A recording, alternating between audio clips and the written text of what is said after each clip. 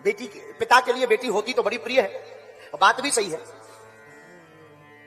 सबसे ज्यादा घर में एक बेटी ही ऐसी है जो अपने पिता की सबसे ज्यादा खुरक करती है। पिता का ध्यान सबसे ज्यादा कोई रखती है तो बेटी। रात को 2 बजे हो, एक घड़ी माता जी नहीं उठेंगी, पत्नी नहीं उठेगी, बेटा तो उठेगा ही नहीं, निकम्मा। पापा आ गए, खोल दो, तुम ही खोल दोगे, अब हम सो रहे हैं, हम दिमाग खराब ना करो, सो मूड पर आ रहे।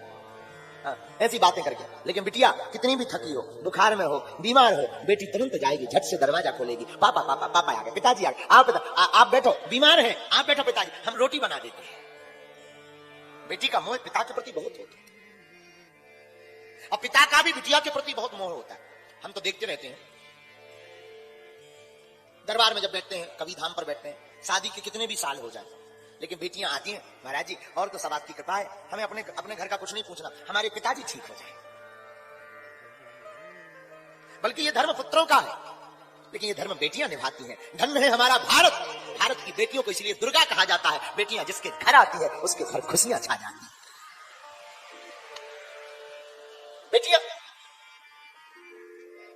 पुत्र तो केवल एक कुल का नाम रोशन करते हैं, लेकिन बेटियां तो दोनों कुलों का उद्धार करती हैं।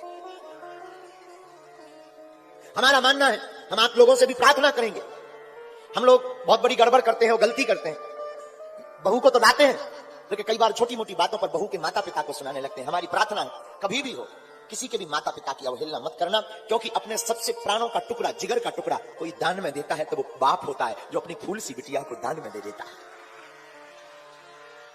आप कभी विचार करना, आत्ममंथन करना कि 20 साल जिसके घर में बिटिया चहचहाती रही हो, खेलती रही हो, जिस आंगन में कूदती रही हो, जिसकी प्रत्येक दीवार से उसकी याद जुड़ी हो, घर की एक एक ईंट जिससे बोल करके बात करती हो, और उस बेटिया को एक ही रात में बाप अपने कलेजे पर पत्थर रख करके विदा कर देता, उस बाप पर क्या गुजरती हो। इस पूरी दुनिया में हम तो नहीं कह सकते, और भारत में कह सकते हैं, इस पूरे भारत में कोई बाप कितना भी बड़ा कठोर हो, कितने भी बड़े दिल का हो, और हम दावे के साथ कह सकते हैं कि जिस दिन बेटी की विदा होती है, उस कठोर से कठोर बाप की भी आंख भर जरूर आती है। अकेले में जाकर के वो भी रो पड़ता है, उसकी भी नजर भर आती है। कितना भी कठोर हो, जब बेटी जाती है ना, विदा होती है ना, वो भी फूट पड़ता, बिखर जाता है। वो भी 2 दिन तक भोजन नहीं करता, उसे सुरत नहीं रहती। बेटी के सामने जरूर वो मन मार करके मुस्कुराएगा, कितना भी कठोर बाप हो पूरी दुनिया का, कितना भी कठोर बाप, लेकिन जब बेटी की विदा होती है तब उस बाप से पूछना उसका दिल कितना बिखर जाता है।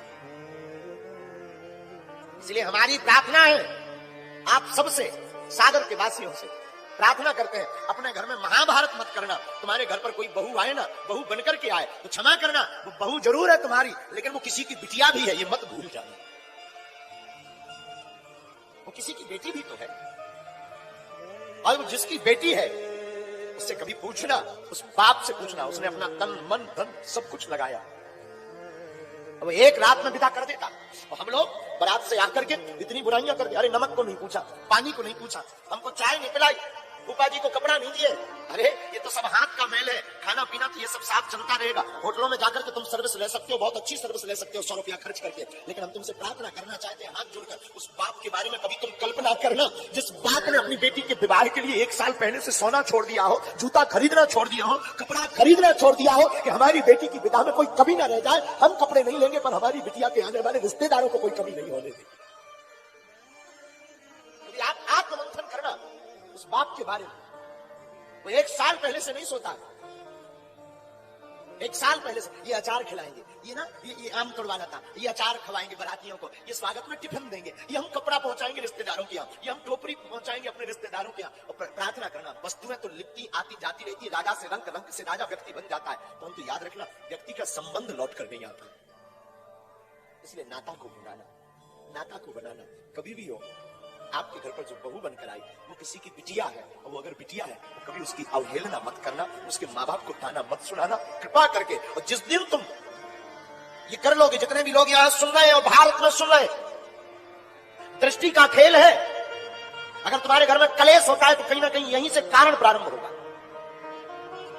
और अगर तुम अपने घर में सुख शांति चाहते हो तो आज की हमारी कथा सुनकर के जाना, तुम्हारी जिंदगी में बदलाव ना आए तो करे ना, लेकिन जीवन में उतार करके जाना कथा को। मैं तुमको एक सत्य घटना सुनाता हूं। एक नया नया विवाह, एक गरीब घराने की बेटी थी, दिखने में बड़ी सुंदर थी, तो अमीर घराने में उसका विवाह तय हो गया।